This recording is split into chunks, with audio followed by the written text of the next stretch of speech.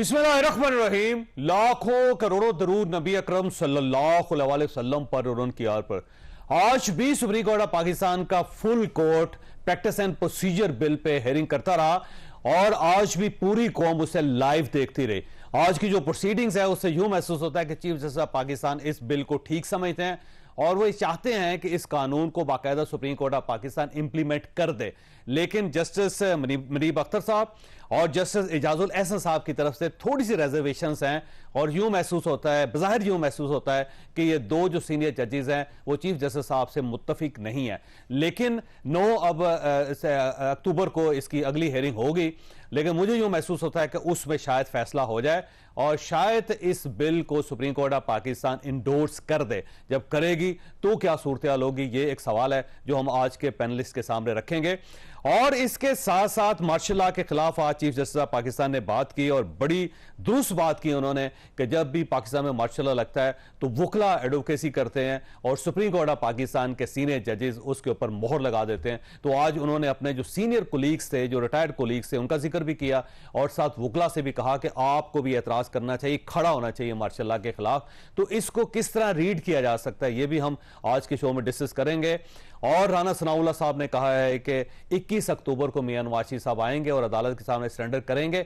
लेकिन साथ ही पाकिस्तान मुस्लिम लीग नून की क़यादत यह भी कह रही है कि मियां नवाज शरीफ साहब की उससे पहले हिफाजती जमानत की अपील की जाएगी अदालत से और हिफाजती जमानत लेने के बाद ही मियां नवाज शरीफ साहब आएंगे और फिर 3 दिन बाद वो अपने आप को हाई कोर्ट के सामने सरेंडर करेंगे। तो क्या मियां नवाज शरीफ साहब की हिफाजती जमानत हो सकती है, इस पर भी हम आज के शो में बात करेंगे। और इसके साथ साथ 1 नवंबर दी गई है उन तमाम लोगों को जो इलीगल पाकिस्तान के अंदर रह रहे हैं, उनसे कहा गया कि आप 1 नवंबर से पहले पहले चले जाएं। अगर आप नहीं जाते तो फिर आपके खिलाफ तादीबी कार्रवाई की जाएगी। क्या एक निगरान हुकूमत इतनी बड़ी कार्रवाई कर सकती है, यह भी आज के शो का हमारा इशू होगा। सबसे पहले शो का जो हिस्सा है उसके अंदर सरदार लतीफ खोसा साहब हमारे साथ तशरीफ रखते हैं, सीनियर वकील हैं, पाकिस्तान पीपल्स पार्टी के साथ इनका ताल्लुक है। खोसा ये फरमाइएगा सर, ये चीफ जस्टिस ऑफ पाकिस्तान ने तो अपनी राय का इजहार कर ही दिया, अब अगर ये वाकई प्रैक्टिस एंड प्रोसीजर बिल को supreme court of Pakistan endorse कर देती है तो क्या सूरत हाल होगी, और अगर नहीं होता तो फिर?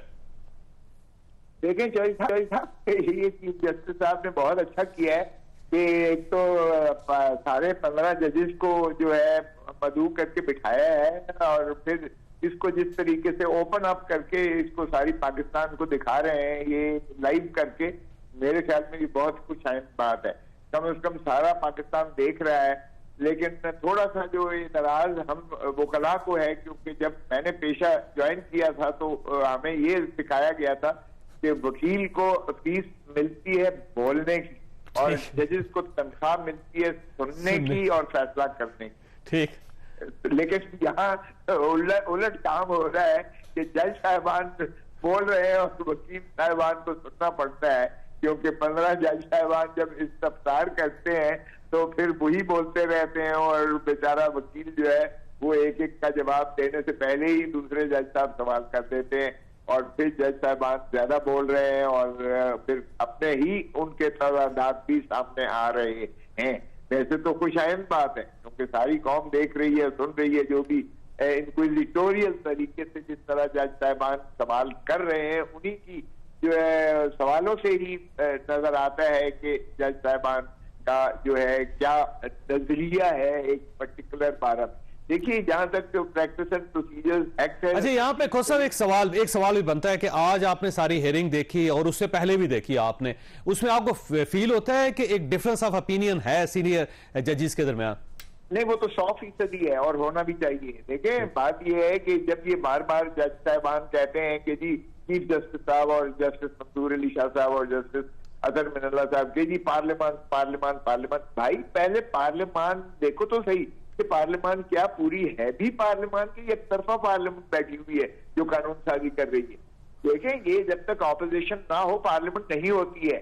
ऑपोजिशन के बगैर पार्लियामेंट काम नहीं कर सकती है क्योंकि फिर तो एक तरफा आपका सिलसिला है और जिस तरह से पार्टी हेड या पार्टी के जो फैसला करते हैं बाकी हम नवाई करते हैं। तो ये एक तरफा कार्रवाई थी जो सारी हुई है, इसलिए पार्लियामान में ये समझता हूं कि पार्लियामान कहना भी ये जो है ज्यादती होगी क्योंकि ये एक तरफा तो आपकी जाती राय ये है कि प्रैक्टिस एंड प्रोसीजर बिल को इंडोर्स नहीं करना चाहिए चीफ जस्टिस को या सुप्रीम कोर्ट ऑफ पाकिस्तान को, इसे रिजेक्ट कर देना चाहिए?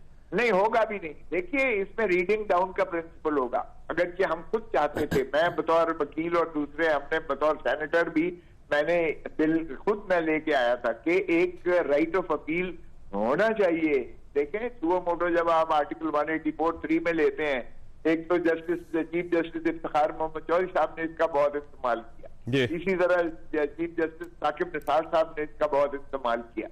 तो उसकी राइट ऑफ अपील एक होना चाहिए, हमारा ये डिमांड रहा है। लेकिन सवाल ये पैदा होता है कि क्या सबॉर्डिनेट लेजिस्लेशन के जरिए, यानी आप supreme court practice and procedures act बनाकर जो है आर्टिकल 191 की तनख्वाह पूरी कर सकते हैं, जबकि ऑलरेडी 191 आर्टिकल में ही सुप्रीम कोर्ट रूल्स 1980 सारी सुप्रीम कोर्ट ने मिलकर बैठकर बनाए, तो उसको भी लेजिस्लेशन का उतना ही आईनी तौर पर जो है वो मौसर है। फिर दूसरी बात यह है कि अगर आर्टिकल 184(3) में आपने राइट ऑफ अपील रखना है, तो फिर आर्टिकल 184(3) के साथ आपको आर्टिकल 184(4) इजाफा आइन में करना पड़ेगा कि राइट ऑफ अपील किसी सबॉर्डिनेट लेजिस्लेशन के जरिए आइन पर आप कदम नहीं लगा सकते। अच्छा, वैसे एक नुक्ते से शायद आप इत्तफाक करेंगे कि चीफ जस्टिस ऑफ पाकिस्तान ने यह कहा कि जब मार्शल लॉ लगता है तो उस वक्त आप नहीं बोलते, यानी वकला नहीं बोलते और खामोशी से उसे बर्दाश्त कर लेते हैं। और बल्कि उन्होंने कहा कि जो हमारे सीनियर्स हैं, जो चीफ जस्टिस हजरात थे, बल्कि उन्होंने कहा तस्वीरें लगी हुई हैं इस हाल के अंदर, वो सब उसको इंडोर्स कर देते हैं और जब पार्लियामेंट को कानून पास करती है तो वकला खड़े हो जाते हैं उस कानून के खिलाफ। देखिए, ये अपने बारे में कह रहे होंगे चीफ जस्टिस साहब, मैंने तो और हमारे वकला ने हमेशा अयूब खान से शुरुआत हुई, हम 5-5 की टोली नहीं बना सकते थे, 188 लगा होता था, 144 हम 4-4 की टोलियों में जाते थे। याहिया खान के खिलाफ हमने प्रोटेस्ट किया, हमने जियाउल हक के खिलाफ प्रोटेस्ट किया, हमने जनरल परवेज मुशर्रफ के खिलाफ जो मुक्के दिखाता था हमने एक तहरीक चलाई। तो ये माफ कीजिएगा, वकला को ये कहना ये चीफ जस्टिस साहब वहां बैठकर जरा ज्यादती कर रहे हैं हमारे साथ, अगर मैं होता तो मैं तुर्की जवाब देता उसका। ये जज साहबान अपनी तनकीद कर रहे हैं, ये अपने अंदर देखें, अपने जो है इनके फैसला जात मौलवी तबीजुद्दीन से लेकर 200 से लेकर नुसरत भुट्टो के केस से लेकर और जफर अली शाह के केस तक बिल्कुल उन्होंने जो नहीं भी मांगा था। लेकिन देखें सर, मसला ये है कि जब भी मार्शल लॉ लगा, अयूब खान के दौर में उस मार्शल लॉ के हक में सीनियर वकला गए, उसके बाद याहिया खान का मार्शल लॉ सीनियर वकला ने एडवोकेसी की, जनरल जियाउल हक का मार्शल लॉ सीनियर वकला सुप्रीम कोर्ट ऑफ पाकिस्तान के जनरल मुशर्रफ साहब को सीनियर वकला मिले। सर चौधरी साहब जरा तस्दीक कर लीजिएगा, एक ब्रांड था वकला का जो शरीफुद्दीन, मैं नाम नहीं लेना चाहता किसी की दिल आजारी, शरीफुद्दीन पीरजादा साहब थे सर, सीधी बात है, मैं मानता हूं ना सर। हाँ जी, फौत हो गए हैं, मरहूम फौत हो गए हैं, वो मैं उनका नाम नहीं लेना चाहता। एक ब्रांड था जो बिल्कुल हुकूमती ब्रांड था और वो बिल्कुल वो उनकी साइड लिया करते थे, आर्ग्यू किया करते थे। लेकिन माफ कीजिएगा, जो सीनियर वकला थे, जो रिप्रेजेंटेटिव वकला थे, जो वकला की आवाज, वो हमेशा इसकी मुखालफत करते रहे। उन्होंने कोई ऐसा गैर आईनी कदम जो है उसको जो है उसकी हिमायत नहीं की है, ना अदलिया में की है।